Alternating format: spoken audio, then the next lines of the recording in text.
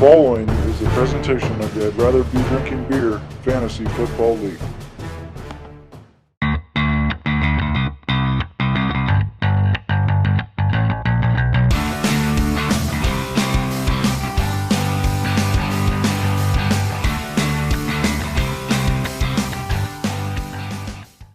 Hello and welcome to our latest IRBDBL Playoff update. I was hoping we'd have some very exciting stuff to talk about as far as the results go, but I don't know. Did you think it was kind of boring this weekend, or we had one game where teams kind of just face planted. They really didn't put up very many points. The second game, we had a strong showing, and then we had a weak showing. So really, I felt like 3 out of the 4 teams in this first round, they didn't look like playoff teams to me. and that's why I used the word boring to start this whole thing off. So, Yeah. But anyhow, I'm Rusty Colon. This is Harry Windass. I obviously don't know what I'm talking about, and he does. So yeah, just scratch my commentary to start this off. That's all good. So let's go ahead. Let's get to it. Yeah, let's talk about the results. Sure. Let's go ahead and start with our first matchup here on the board. We have the franchise going down to a team has no name. Yep. This was not predicted by you. We can talk about predictions later. Okay. I just wanted to throw that out there right away. Thanks. But anyhow, not so much the result, but the performance is what's really surprising here, especially on the franchises. Yeah. And so that's something we want to touch on. Oh, yeah. I've got some numbers here. I've got, he only had 2 players on his roster that outperformed their projections. That is not going to get you a victory in the playoffs. That hurts. So that's one thing. And then Forte, which we thought was going to be a key player for him, turned out to be a key player because he didn't do crap. And this was very, very surprising. We thought he was going to have a big game against the worst rushing team in the NFL in San Francisco, and he gave him a solid 0.8 points. So another player we want to talk about too is Freeman, who only had 6 rushing yards. We thought he was also going to have a big performance, but he just fell short as well. Yeah. And I mean, he gave him a 2.8 points, lowest of the season. Yeah. Freeman, this is not the time to fucking start scoring low points, man. So I'm sure that's what franchise is saying. Yeah. So let's go ahead and talk about. A team has no name. They had a tough weekend too. They had a tough week too, I should say. And this is a team that, just like the franchise, only 2 of their players outperformed their projected points. We talked last week about Aaron Rodgers, right? Correct. The weather. Correct. It did snow. It was pretty heavy up there in Green Bay. It was nasty. It was nasty. They were against a nasty defense, Seattle. But Aaron Rodgers came through. Got her 21 points, I think. 21.24 points. He threw 3 touchdowns. That's the kind of performance, in that kind of a scenario, that tough of a matchup with inclement weather, you'll take it. Mike Evans, we touched on him too, wide receiver with Tampa Bay. Correct. We thought, we had saw this trend where when he would never have back-to-back single-digit games. He'd always bounce back and had a double-digit game. Well, guess what? There's a 6.2 points. First time for everything. Sorry, franchise, if we jinxed you. Tough. Sorry. And then we have our next matchup of the day. Off in the yard, really, really strong performance. Definitely seems to be a team that's on a roll. This is a good contrast to our first game where 8 of her players were either above their projections or within 2 points of what they were projected to do. Only David Johnson, which we talked about him last week too, David Johnson, he actually had his second worst game of the season, 14.6 points. So not great, but the rest of her team picked up the slack. I mean, she started off on Thursday night with Kansas City's defense, got her 11. She was off to the races after. Don't get it twisted. Johnson didn't have a strong performance because of my comments from last week about him possibly being on performance-enhancing drugs. I think he's trying to throw us all off and, to not have so much attention. So that's just a theory of mine. Yeah. But, of course, I have many theories. Of course. So let's go ahead and talk about some of the performances or some of the players for the man in the course Lack of team here. performance is more like it. You're exactly right. Let's talk about, Dez Bryant. Dez Bryant, what the heck happened there? What the heck happened? This guy got manning the course negative half a point. How is that even possible? I'll tell you how. He had one reception for 10 yards and he lost a fumble. Therefore, giving him That'll do it. Yeah, gave him the half a negative 9 point targets, there. 1 catch. Wow. Just off his game. Wow. New York played a hell of a game that day. Yeah, and kudos they to played the well, New York so. Giants. That's twice now they've beaten the Cowboys. Yeah, and also another stat, back to the Dez stat there, he previous 4 games was 17.4 a game, so something mentally, maybe even physically, I don't know, something might be going on there. Not a guy you're going to bench. You got to put him in. You got to play him. And unfortunately, that's what happened. You got to play him. Also, Doug Martin, he had a great performance, actually. He had a solid 15.5 points. However, he had those points while on the bench. Yeah. So. Not going to help you when you're on the bench. Nope. That's for sure. Hey, tough week for manning the course. So team has no name and off in the yard. They're on to the semifinals. Let's talk about those matchups. All right, so this week's matchups, let's go ahead and take a look here, Harry. We have the number 1 seed going up against the number 5 seed. So multiple scoregasms versus off in the yard. We have our latest projections right now. Projections have multiple scoregasms in very good shape. However, let's go ahead and talk about some of her stats recently. Her last 4 games, she's been averaging 108.2 points per game, which is phenomenal. I mean, it's very good. It's good. It's high. However, her season average prior to that has been 116.1.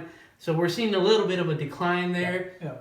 And I know we have a stat on off in the yard that shows her actually ramping it up a little bit. Correct? Right. I mean, it's playoff time, so really you want to come into the playoffs on a high note. You want your team to be performing, all the gears turning, etc. Off in the yard, hey, they're averaging just a shade over 112 points per game over the last 4. So her team very strong, lots of momentum going into the semifinal matchup. Correct. Let's go ahead and get back to multiple scoregasms here. She has 5 players on her roster this week that are all going to play indoors. So it's a good benefit to have on her side right now. I mean, this time of the year, it gets real nasty in some of those outdoor stadiums. So, So she's going to have 5 players performing indoors. Could be key. Could be a difference maker for her there. Also, one thing we do want to point out is Stafford. He does have a dislocated finger. I mean, we're not really sure how that's going to affect his game or not. We thought weather was going to affect Rodgers, and he had a great performance. So she does have Phillip Rivers on her bench, so she's got a backup. Maybe a good time to start him, but we'll see. Yep, and then so off in the yard again, coming in, looking great, looking strong, almost 112 points over the last 4 games. You just got a guy on our team like Julian Edelman. Julian Edelman's absolutely on fire. 6 straight games he's had double-digit points. Correct. Now he is up against Denver this weekend, which on paper doesn't look like a good matchup. But hey, Brady seems to be rolling, and maybe the Denver defense.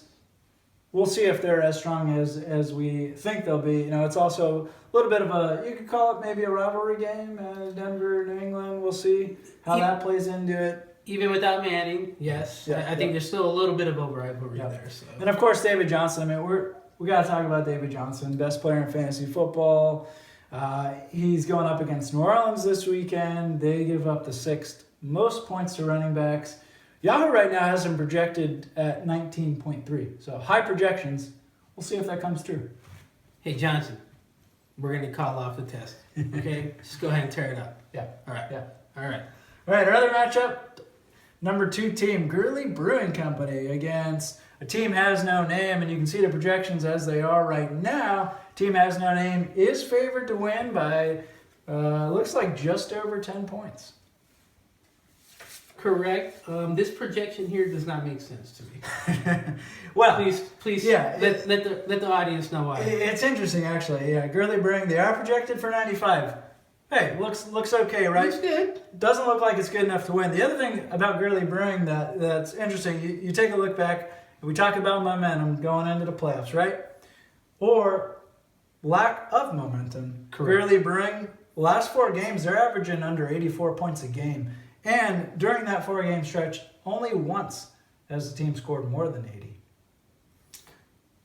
That is not good. Not good. Not good. That is not going to get them past this round if they keep performing that way. Yeah, but one of the bright notes I think for Gurley Bring, one of his better wide receivers, Alshon Jeffries, returning from a 4-game suspension.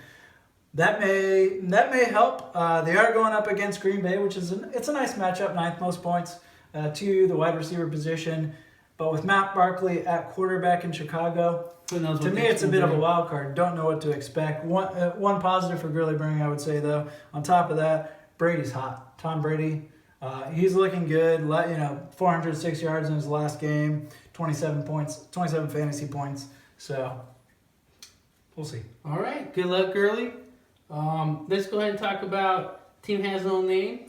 Last 4 games, averaging 96.8. A little bit below her projected points for this week. However, she does have Rodgers. And again, Rodgers had a big performance last week when we didn't expect him to. Yep. He's going up against Chicago this week. 10th fewest. Interceptions. I'm like, I can't read this. Harry, what the hell did you write? I can't read your own writing. Shit. Our research department, sometimes it looks like chicken scratch. Sorry for the snafu. Let's go ahead and jump to the next stat here. Ware is slumping. He's only got 8.5 points per game.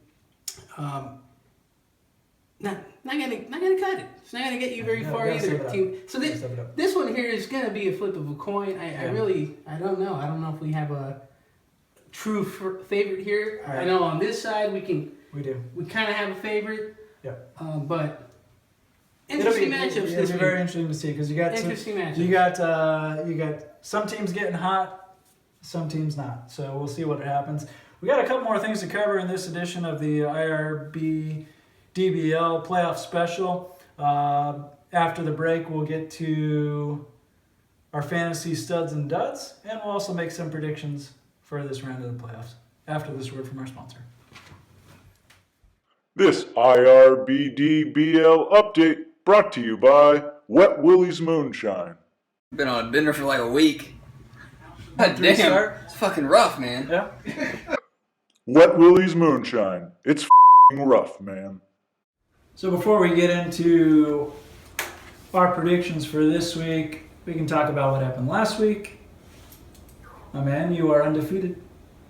2-0, 2 for 2. Yes, 2-0. And what are you, Harry? I'm 1-1, but there's lots of time to bounce back. Okay.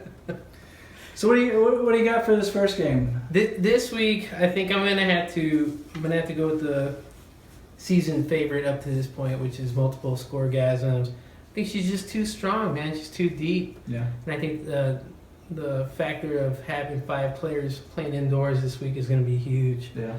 So I think we will see an impact there that's going to carry her into the next round, into the final. Yeah.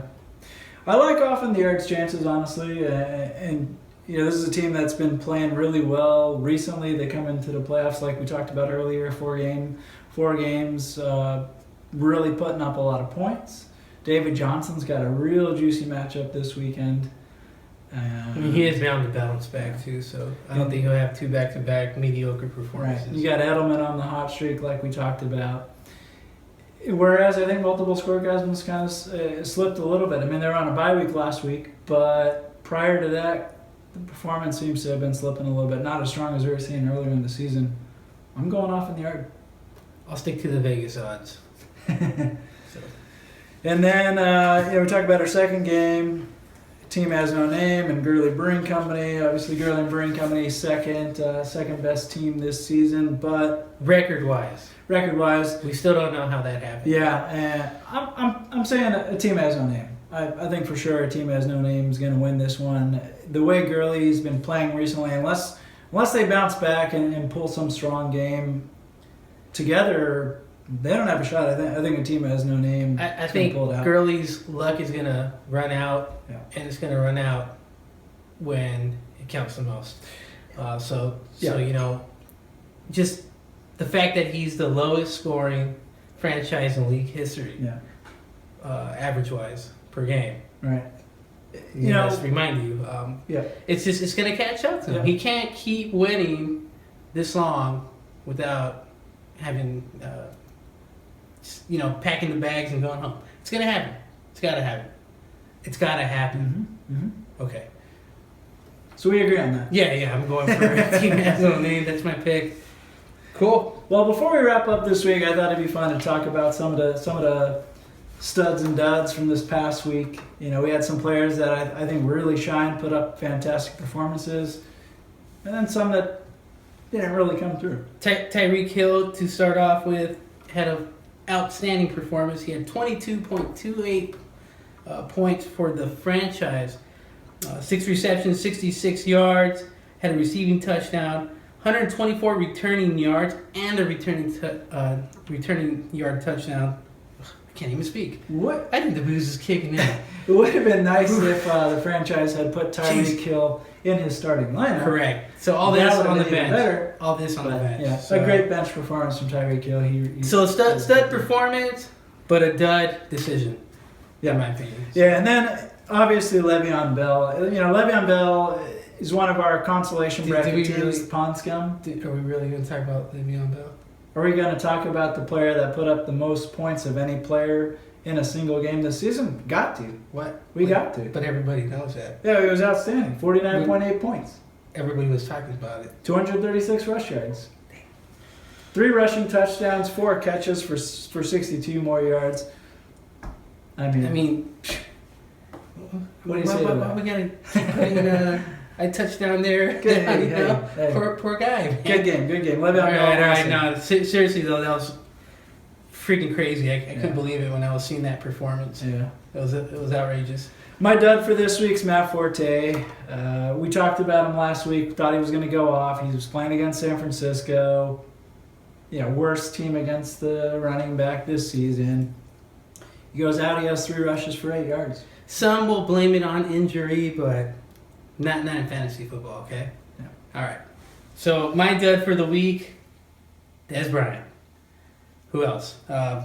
Probably the lowest scoring player all week. So he's got to be the dud, right? Well, he didn't break 0. So. No. So he had 9 targets for 1 catch, 10 yards, and he lost a fumble. Just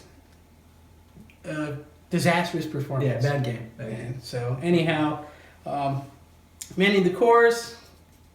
Sorry about that performance that he gave me, man. Tough. Yeah. So yeah, that's it. That's our it. duds. Yep. And our studs.